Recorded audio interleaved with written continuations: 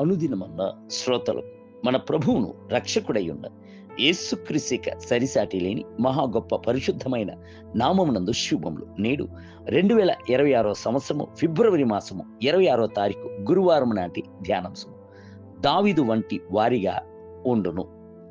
జకర్యా గ్రంథము 12వ అధ్యాయము 8వ వచనమందు ఆ కాలమున వారిలో శక్తిహీనులు దావీదు వంటి వారిగాను, దావీదు సంతతి వారు దేవుని వంటి వారిగాను, జనుల దృష్టికి యెహోవా దూతల వంటి వారిగాను ఉందురు. ప్రభువును స్తుతించుటే తన జీవితం యొక్క ఉద్దేశముగా కలిగి ఉన్న దావీదును ప్రభు మిగుల అత్యధికంగా ప్రేమించాడు. అతన్ని తన హృదయానుసారునిగా చూచాడు. అంత మాత్రమే కాదు, ఆయనకు కొలత లేని అభిషేకమును, ప్రవచనాత్మకమైన కీర్తనలను ఇచ్చాడు. దావీదు శత్రువుల ఎదుట అభిషేకింపబడాడు, సహోదరుల ఎదుట అభిషేకింపబడాడు, సమస్త ఇజ్రాయేలీల సమాజం ఎదుట అభిషేకింపబడాడు. శత్రువులను లోబర్చుకున్న శక్తిని ప్రభు దావీదునికి ఇచ్చి శత్రువులను అతని పాదపీఠమునకు తీసుకుని వచ్చింది. దావీదు గోలియాతుతో యుద్ధము చేసినప్పుడు దాని తర్వాత జరిగిన వందల కొలది యుద్ధముల యందును ప్రభు దావీదునకు జయముపై జయమును ఇచ్చి ఆశీర్వదించాడు. దేవుని బిడ్డలారా, పలు ఓటమి గల మార్గముల గుండా మీరు వచ్చి ఉన్నారా? సంతోషమును కోల్పోయి బలహీనత చెంది తల్లాడుచు నిలబడి ఉన్నారా? కలత చెందకుడి. దావీదు కుమారుడైన యేసు సంపూర్ణముగా జయము పొందినవాడై ఉన్నాడు.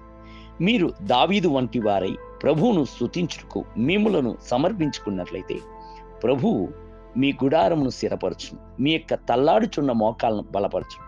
అప్పుడు మీరు అపోస్తులైన పౌలుతో కూడా కలిసి నన్ను బలపరచుచున్న క్రీస్తుని యందే సమస్తము నేను చెయ్యగలను, అను బలము నాకు కలదు అని ఉత్సాహముగా చెప్పగలరు. ఫిలిప్పీయులకు రాసిన పత్రిక 4వ అధ్యాయం 13వ వచనం. మీ గుడారము దావీదు యొక్క గుడారముగా ఉండవలెను. అప్పుడు మీ గుడారమునందు దేవుని ప్రసన్నత ఉండును, దేవుని మహిమ ఉండును, ఆటలు పాటలు సంతోషము ఉండును. ప్రభువును ప్రేమించుచున్న మీకు ఆయన సమస్తమును మేలునకు హేతువుగా జరిగించును. మీరు బలము గలవారిగా మారుదురు. మరలా ఒకసారి జకర్యా ప్రవచనం ద్వారా ప్రభు దయచేసి ఉన్న వాగ్దానము చదివి చూడండి. ఆ కాలమున వారిలో శక్తిహీనులు దావీదు వంటి వారిగాను, దావీదు సంతతి వారు దేవుని వంటి వారిగాను, జనుల దృష్టికి యెహోవా దూతల వంటి వారిగాను ఉందురు. జకర్యా గ్రంథము 12వ అధ్యాయం 8వ వచనం. పాత నిబంధన పరిశుద్ధులు విశ్వాసం ద్వారా వారు రాజ్యమును జయించిరి, నీతి కార్యములను జరిగించిరి, వాగ్దానం పొందిరి, సింహముల నోళ్లను మూసిరి, అగ్ని బలమును చల్లార్చిరి, ఖడ్గదాలను తప్పించుకునిరి, భక్తిహీనులుగా ఉండి బలపరచబడిరి, యుద్ధంలో పరాక్రమశాలైరి, అన్యుల సేనలను పారద్రోలిరి అని హెబ్రీయులకు రాసిన పత్రిక 11వ అధ్యాయం 33 మరియు 34 వచనముల యందు చదువుచున్నాం. దేవుని బిడ్డలారా, మీరు కూడాను ప్రభును స్తుతించి బలము పొందుదురుగాక.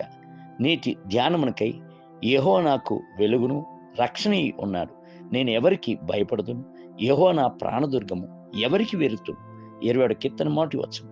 నేటి వేద పఠనము ఉదయం సంఖ్యాకాండం 12, 13 మరియు 14 అధ్యాయములు. సాయంత్రం మార్క్స్ వార్త 5వ అధ్యాయం 21 మొదలుకొని 43 వచనం. ప్రభువు మిమ్ములను దీవించునుగాక. ఆమేన్.